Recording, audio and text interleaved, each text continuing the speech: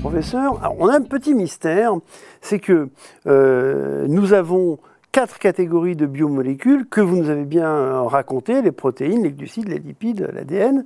Et puis, on a une catégorie hormones que vous ne citez pas et qui sont des biomolécules. Alors pourquoi vous ne les citez pas dans la classification ? Les hormones, c'est effectivement des biomolécules, mais ce sont des biomolécules qui appartiennent aux catégories que j'ai citées, et elles appartiennent, ce sont soit des protéines, soit des lipides. Donc c'est pour ça que je ne les ai pas citées à part, parce qu'elles font partie, c'est une partie des protéines et une partie des lipides.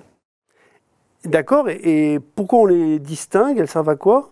Alors les hormones, on les distingue, elles ont ce nom d'hormones qui veut dire que ce sont des protéines de communication. Donc on les distingue par leur fonction. Donc ce sont des protéines qui sont fabriquées par certains organes qu'on appelle des glandes et qui agissent sur d'autres organes à distance pour donner un ordre à l'organe d'exécuter une fonction. Alors, ce sont des messagers. Ce sont des protéines de communication, tout à fait. D'accord. Et alors, en fait, on distingue cette catégorie hormones par sa fonction et plutôt que par sa composition chimique. Exact, oui.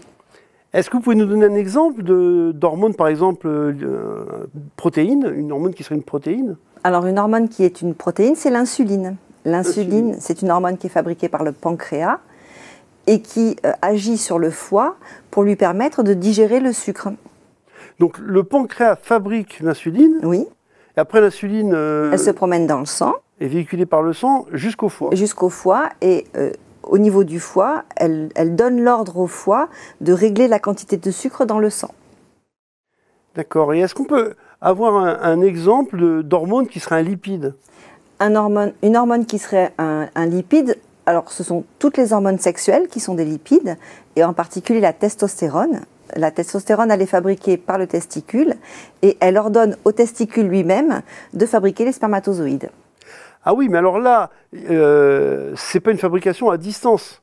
Non. L'hormone reste sur place. C'est ça. On a en fait 2 catégories d'hormones, celles qui agissent à distance et celles qui agissent sur le même organe. Donc c'est en même temps une glande et un organe, en fait. Voilà. Bon, ben, je crois qu'on a compris la typologie des hormones. Merci, Madame le professeur.